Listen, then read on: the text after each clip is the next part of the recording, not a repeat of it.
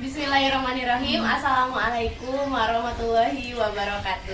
Waalaikumsalam warahmatullahi wabarakatuh. Halo ibu-ibu, perkenalkan. Nama saya Siti Zahidah Nurulliza. Saya mahasiswi semester 5 Prodi Bimbingan dan Konseling Islam Fakultas Dakwah dan Komunikasi Universitas Islam Negeri Sunan Gunung Jati Bandung. Pada kesempatan kali ini saya ingin menjelaskan sedikit materi tentang BKR atau ini Bu, Bina Keluarga Remaja dalam meningkatkan pola asuh remaja yang benar dan juga terarah. Ibu-ibu ini sebelumnya nanti kalau misalkan ada yang mau ditanyakan, boleh langsung angkat tangannya dan sebutkan pertanyaannya aja. Jadi kalau misalkan nanti saya lagi menjelaskan materinya, ibu-ibu pengen bertanya, boleh langsung ajukan pertanyaannya aja. Sebelumnya Bu, ibu-ibu udah pada tahu belum apa itu BKR atau Bina Keluarga Remaja Bu? Belum. Bukannya, aduh. Nah, BKR ini atau Bina Keluarga Remaja ini kegiatan yang beranggotakan keluarga yang mempunyai remaja mulai dari usia 10 sampai 24 tahun. Nah, Bina Keluarga Remaja ini mempunyai tujuan, yakni untuk meningkatkan pengetahuan dan keterampilan orang tua juga keluarga dalam pengasuhan dan pembinaan tumbuh kembang remaja. Sebelum lebih jauh nih Bu, menurut ibu-ibu remaja ini teh apa Bu? Ada yang tahu gak remaja teh gimana Bu gitu? Remaja teh anak remaja. Remaja ini tuh mereka yang mengalami masa transisi atau masa peralihan dari masa kanak-kanak hingga dewasa. Nah, kalau menurut Badan Kependudukan dan Keluarga Berencana atau yang sering disebut dengan BKKBN, usia remaja ini dari 10 sampai 24 tahun dan yang belum menikah. Jadi kalau misalkan ibu-ibu punya anak-anak nih yang usianya di bawah 24 tahun dan belum menikah, itu masih dikatakan remaja. Nah, tapi kalau misalkan menurut WHO, usia remaja ini tuh dari 19 sampai dari 10 sampai 19 tahun. Jadi kalau menurut WHO, saya ini kan sekarang 20 tahun. Nah, berarti saya tuh udah bukan termasuk remaja, tapi fase dewasa awal kayak gitu, Bu. Nah, sekarang lanjut ke peran orang tua ya, Bu ya. Peran orang tua terhadap anak remaja ini sangat penting dalam membentuk dan juga dalam membentuk perkembangan juga kesejahteraan si anak remaja ini.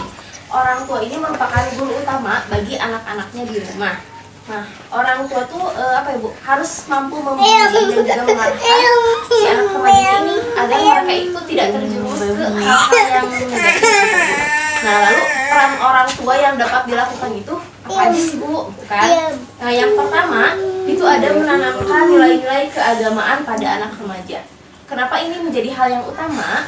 Karena dengan adanya nilai-nilai keagamaan yang yang tumbuh dalam si anak remaja ini itu dapat menjadi landasan yang kuat agar si anaknya ini kalau misalkan bergaul teh pilih-pilih gini Bu, nggak yang asal-asalan juga, karena misalkan oh iya ya kalau menurut agama mah ini teh gak baik, itu teh baik gitu. Jadi bisa memilih mana yang baik, bisa membedakan mana yang baik dan mana yang buruk untuk dirinya. Lalu yang kedua itu memberikan kasih sayang yang dibutuhkan oleh remaja. Terkadang ya kayaknya Wak. Nah, terkadang ada beberapa orang tua yang menganggap kalau misalkan si anaknya ini beranjak dewasa gitu.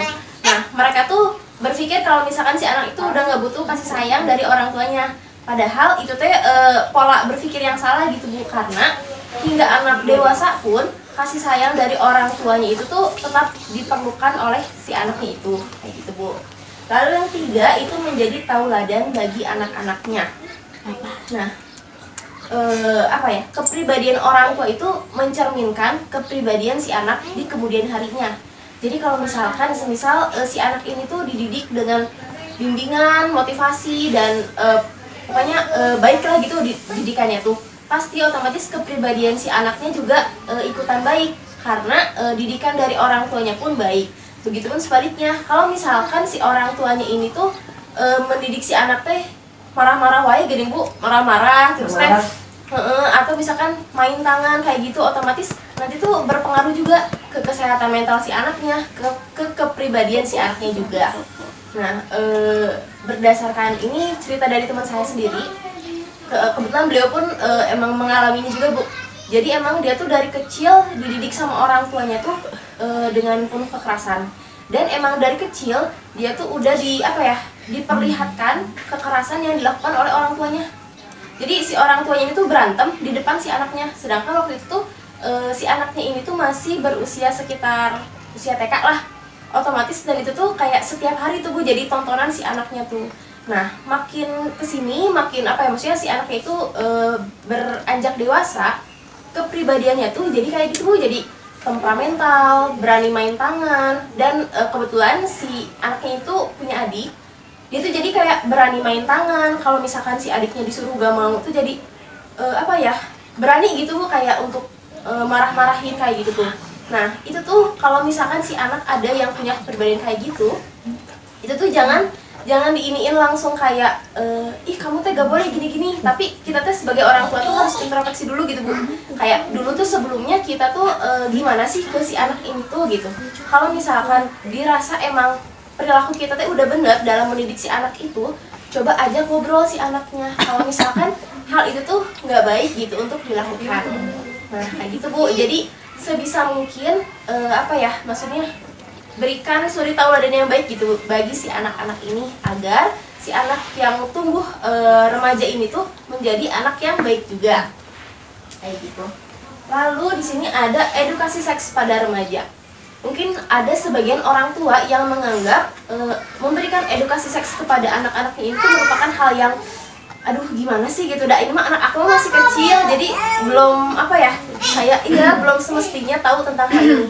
Padahal sebisa mungkin si anak tuh dari kecil tuh udah diperkenalkan Bu tentang edukasi seks ini. Kayak semisal hal kecil kayak membedakan jenis kelamin. Oh misalkan adiknya perempuan nih, kalau kakak itu laki-laki. Nah mulai diperkenalkan kayak ini aurat adik tuh gak boleh kelihatan nih sama kakak bagian mananya aja. Kakak pun sama, kakak tuh gak boleh nih kelihatan ininya misalkan sama adik gitu kan. Kayak gitu, jadi sebisa mungkin dikasih tahu gitu edukasi seks ini tuh. Nah, gimana sih cara mengkomunikasikannya? Jangan kayak Bu, kayak misalkan Dek, hayo Dek orang ngobrol, Mama mau ngasih edukasi seks. Nah, jangan gitu Bu. Jadi sistemnya tuh kayak sharing aja gitu, ngobrol biasa. Terus kayak secara bertahap juga, nggak yang langsung dikasih tahu langsung gimana gini-gitunya Bu ya. Nah, saya pun orang tua saya memberikan edukasi seks kepada saya itu emang sejak saya kecil. Kayak misalkan nah teteh tuh gak boleh nih kayak gini, misalkan ini tuh aurat teteh, ini harus ditutup, gak boleh kelihatan sama lawan jenis. Nah begitu saya beranjak dewasa, lebih tepatnya mungkin saat saya sudah menstruasi ya Bu. Nah disitu saya pun diberikan pengarahan lebih jauh juga kayak sekarang teteh udah menstruasi, gak boleh nih kayak gini. Kalau misalkan berteman sama lawan jenis harus tahu batasan gini. Otomatis dari sana pun saya pun berpikir ya Bu, kayak kalau misalkan oh berarti kalau saya bergaul dengan lawan jenis, saya harus tahu batasan. Saya nggak boleh melakukan hal ini karena ditakutkan kedepannya akan menjadi hal yang tidak baik kayak gitu ya Bu. Kayak gitu. Nah, lalu pengawasan orang tua. Pengawasan itu berarti mengontrol ya Bu ya. Mengontrol si anaknya ini. Mengontrol atau mengawasi aktivitas anak baik secara langsung ataupun tidak langsung. Nah, yang pertama pengawasan yang baiknya dilakukan oleh orang tua itu, yang pertama itu ada pendidikan. Nah, si anak-anak kan sekolah ya Bu ya. Nah, otomatis kayak orang tua itu perlu mengawasi si pendidikan si anak-anaknya, karena tanpa adanya pengawasan dari orang tuanya, ini tuh besar kemungkinan pendidikan anak-anak itu tidak akan berjalan lancar. Sesederhana misalkan Bu, kayak pulang sekolah nih si anaknya, ditanya di sekolahnya teh gimana, ada PR enggak, atau misalkan di sekolahnya teman-temannya gimana, baik enggak. Karena zaman sekarang Bu udah banyak ya kasus pembulian, dan yang pembuliannya teh udah bukan kayak kalau misalkan zaman saya mah dulu kayak nyirikan nama bapaknya gini punya, nyirikan nama ibunya. Nah kalau sekarang udah lebih serem gitu si kasus pembuliannya. Nah, jadi sebisa mungkin Bu si pendidikannya pun tetap harus diawasi oleh kita sebagai orang tua. Lalu yang kedua itu ada pergaulan. Sebagai orang tua, setidaknya kita tahu kalau misalkan anak kita itu tuh bergaul tuh sama siapa aja gitu. Karena kalau misalkan kita membiarkan pergaulan si anak, takutnya nanti si anaknya juga merasa terlalu dibebaskan dan akhirnya kebablasan atau misalkan pergaulannya jadi yang kurang baik kayak gitu. Jadi sebisa mungkin minimal kita tahu dengan siapa anak kita itu bergaul. Gitu. Lalu yang ketiga, alat komunikasi atau gadget, Bu.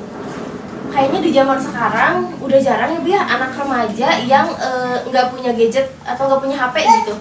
Apalagi sejak zaman COVID kemarin, itu kan anak-anak sekolah online, otomatis kan pasti pada punya gitu ya Bu ya, HP yang kayak gitu sejenisnya. Jadi ini tuh masih tetap harus kita awasi karena hingga saat ini situs-situs porno dan situs yang tidak baik lainnya itu udah gampang banget diakses.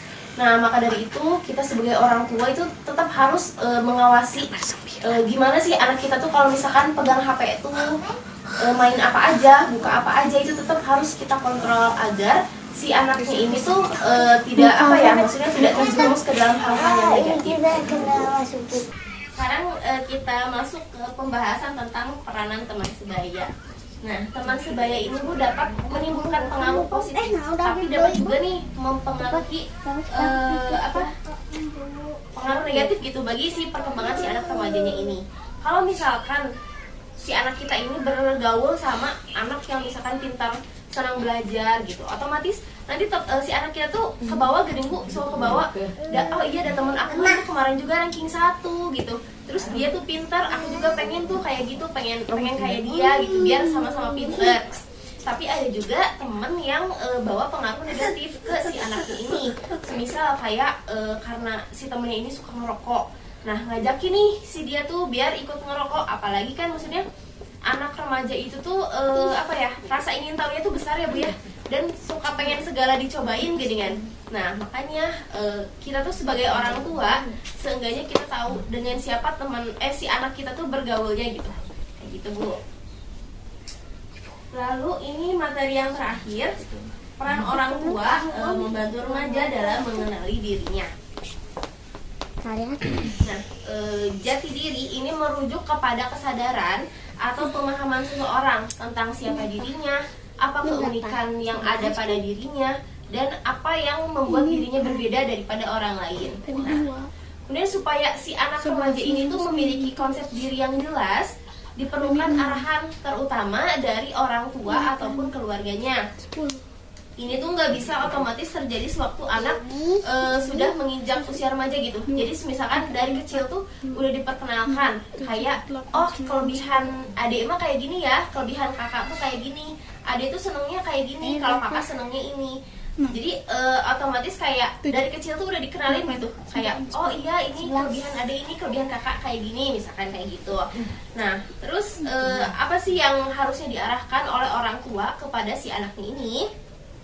Yang pertama, itu orang tua perlu perlu menanamkan kepada anak bahwa mereka ini tuh merupakan orang yang berharga bagi kedua orang tuanya. Dengan kata lain, mereka ini tuh merupakan anak-anak yang berharga di mata orang tua, dan anak-anak itu perlu mengetahui Bu, kalau misalkan mereka itu penting dan juga berharga.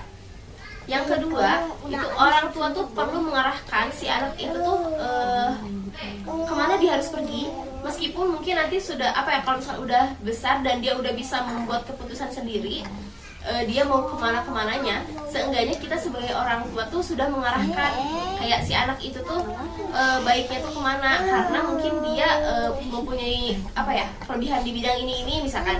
Jadi sebisa mungkin kita arahkan ke arah yang lebih baik gitu Bu. Terus yang ketiga, orang tua perlu memberitahukan kepada anak-anak bahwa mereka ini mempunyai kemampuan dan keunikan yang berbeda.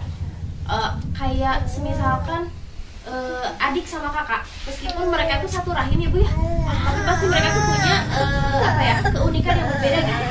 Pasti punya kelebihan yang berbeda juga.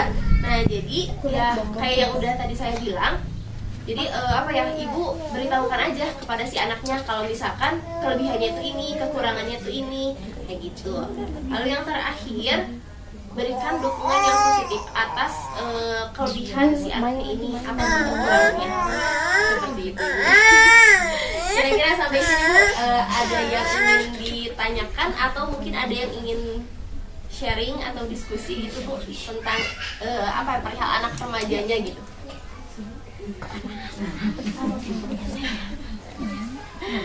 Ada yang ditanyain? Kalau misal gak ada yang ingin ditanyain, nanti saya yang nanya ke ibu-ibu gimana?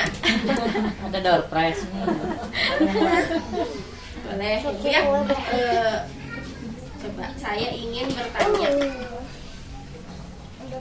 mengenai pentingnya pengawasan orang tua. Kira-kira apa aja Bu yang harus orang tua awasi terhadap si anak remaja ini? Pendidikan anak, Betul. pergaulan,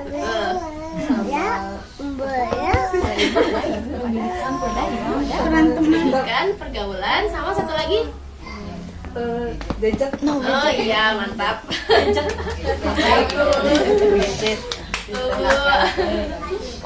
Lalu oh iya, mengenai edukasi seks atau pendidikan seks itu baiknya diberikan kepada anak sejak anak kapan Bu kira-kira? dari TK sampai Remaja sampai balita. dari balita sampai TK dari buayan sampai remaja sampai remaja sampai 19 tahun. Ya? 24 tahun. Ya bisa. Edukasi seks itu bisa diberikan dari anak sejak dini. Ya bisa. Mulai diperkenalkan kayak tentang jenis kelamin, perbedaan jenis kelamin kayak gitu bisa diperkenalkan dari anak sejak dini sampai anak tumbuh dewasa nantinya. Lalu apa lagi ya, Bu? Laki kayak manuk, kayak kue, perempuan namanya. Dan kue kayak kamu. Nah, terus ini Bu, peran orang tua terhadap si anak remajanya. Coba apa aja Bu? Tadi ada 3. Kira-kira apa aja peran orang tua terhadap si anak remajanya ini? Mengawasi, memberikan kasih sayang, memberi contoh, Jadi tauladan, menjadi contoh yang baik bagi anaknya. Terus memberikan pendidikan agama. nah betul ya, satu, menanamkan nilai-nilai keagamaan, memberikan kasih sayang, dan menjadi suri tauladan yang baik bagi anak-anaknya. Oke Bu, sampai sini ada yang mau ditanyain lagi nggak Bu kira-kira? ya udah pada kita. Oh mantap. Kalau udah remaja kan bisa punya anak remaja, cara memberitahu kasih sayangnya kepada anak teh. Cara menunjukkan kasih Cara- sayangnya seperti apa, mungkin ke remaja. Gitu. Kadang kan Kalau anak kecil mah kan dielus-elus dikit. Kasih anak remaja dilus-lus juga.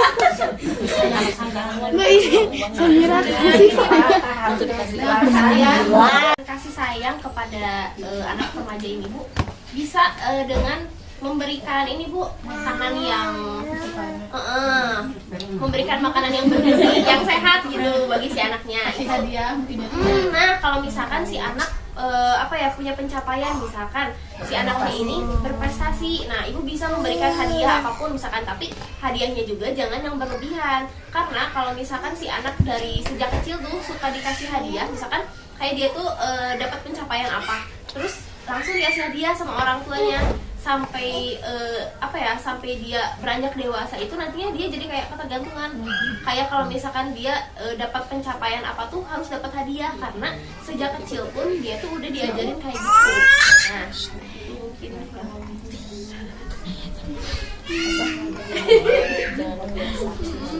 kira-kira gimana Bu? Ada lagi yang mau ditanyain? Dengan memberikan pendidikan dari si anaknya kecil sampai pendidikan yang besar, itu kan udah termasuk kasih sayang kita sebagai orang tua kepada anaknya. Cara mengontrol emosi anak yang zaman sekarang kan ya nasehatin, terus kalau dikasih tahu selalu nasihatin. Gimana teh? Solusinya gimana tuh teh? Nah, itu teh ini berikan pemahaman yang baik kepada si anaknya. Kalau misalkan maksudnya teh apa yang kita kasih tahu ke si anak teh emang itu baik untuk dirinya. Nah, cuman apa ya? Cara kita ngasih tahu ke si anak tuh jangan apa ya Bu, emosinya tuh jadi jangan sambil dinaikin, jadi harus sambil pelan-pelan. Kadang gini deh Bu, kalau misalkan apa ya? Sebagai orang tua gitu, maksudnya ngebangunin si anaknya. Kadang apa ya, mood anak dari pagi itu ditentuin dari gimana dia bangun tidur. Misalkan kalau misalkan si anak dibangunin tuh kayak bangun gitu, gebrak gitu, otomatis sekarang itu tuh berpengaruh ke apa ya, mood dia seharian itu. Tapi kalau misalkan dari pagi itu orang tua tuh udah ngebangunin si anak dengan penuh kasih sayang gitu, kayak penuh kelembutan, kayak yuk bangun yuk sholat subuh, atau misalkan pokoknya diucapin dengan kata-kata yang manis lah gitu, enggak dengan bentakan-bentakan, itu tuh bisa berpengaruh juga Bu ke moodnya dia. Dan berdasarkan dari pengalaman yang sudah saya alami juga seperti itu. Karena kalau misalkan dibangunin dengan cara digebrak-gebrak gitu, atau misalkan pintu tuh digedor-gedor, emang itu tuh kayak aduh apa sih gitu, masih pagi gitu. Tapi beda lagi kalau misalkan selamat pagi gitu. Yuk bangun yuk salat subuh gitu, udah waktunya subuh, pelan-pelan gitu ngebangunnya. Dan itu tuh emang berdampak juga bagi apa ya, mood kita seharian gitu tuh. Kayak gitu Bu. Jadi emang maksudnya dikasih tahu itu pelan-pelan. Sayang guru bukan teh. Nah, kemudian saya harus dibantu dengan sabra.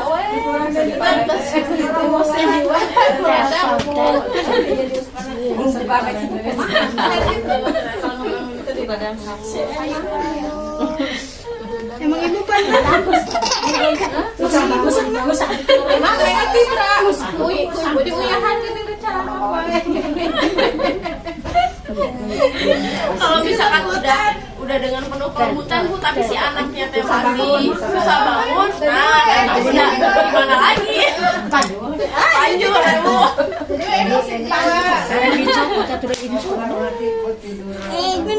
Nunduk. Oh. Semuanya udah tua. Jadi sedikit tidur juga. Langsung si anak susah tidak merasa susah lagi. Jadi ibu tanya jadi udah bentar lagi berdoa supaya anak soleh teh hari mungkin kamu Ini apa? biar anak solehan teh dapat ilham Bu, banyakan dan tadi main HP orang. Masya Allah ujian gak mudah semua, apalagi anak-anak yang dia tinggal sama ibunya usaha. Si ibu teh itu bukan punya usaha, ibu teh tapi terpaksa harus mencari uang. Jadi anak teh terpaksa hebatnya sekarang. Ya ini nih sedang sharing gitu. Sangat bahagia ibu yang ada di rumah mengurus anak dari kecil, mendidik anak, agamanya, itunya sangat bahagia ibu-ibu.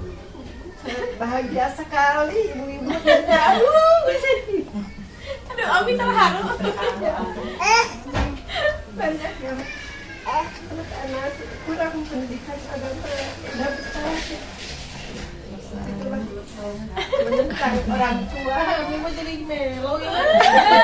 Jadi ibu-ibu harus bahagia dari anak kecil, dirawat, dididik, dibelai gitu ya. Ada di rumah, bisa penuh mendidik anak dengan baik, akibatnya banyak dan pengakuan banyak. Ibu meninggalkan anak-anaknya udah besar, hancur uang yang banyak itu oleh anaknya melalui judi online, judi narkoba kan banyak itu korban. Jadi bahagia ibu-ibu yang dari kecil sampai dewasa. Punya orang lain hari apa? Bangga ibu-ibu. Ibu juga jadi ada terus diwakilan. Alhamdulillah atuh Bu, kalau gitu ada yang mau ditanyain lagi Bu barangkali? Ini tukang dede. Mimi Kalau hatu Mimi. misalkan udah dibuka, mungkin bisa kita tutup kegiatan pada siang ini dengan ucapan hamdalah dan juga doa kifaratul majelis.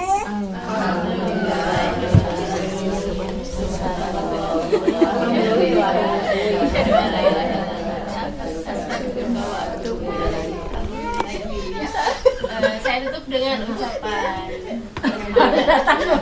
wabillahi taufiq wal hidayah. Wassalamualaikum warahmatullahi wabarakatuh. Waalaikumsalam warahmatullahi wabarakatuh. Air dingin di bawah aja tuh nate kuning.